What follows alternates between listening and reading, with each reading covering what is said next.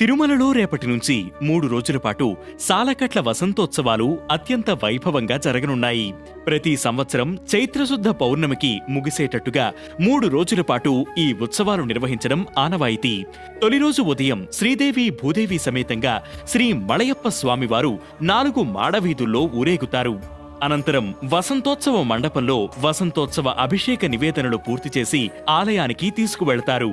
రెండో రోజు మలయప్ప స్వామివారు స్వర్ణ రథాన్ని అధిరోహించి తిరు మాడవీధుల్లో ఊరేగుతారు.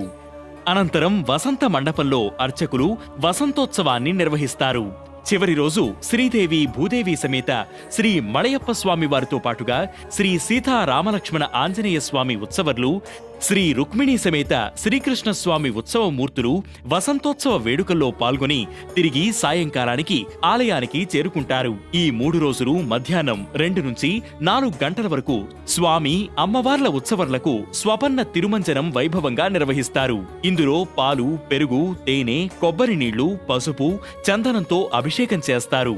వసంత ఋతువులో శ్రీ మలయప్ప స్వామివారికి జరిగే ఈ ఉత్సవానికి వసంతోత్సవమని పేరు వచ్చింది. ఈ క్రతువులో సుగంధ పుష్పాలను స్వామికి సమర్పించడమే కాక వివిధ ఫలాలను కూడా నివేదించడం ఈ వసంతోత్సవంలో ప్రధాన ప్రక్రియ.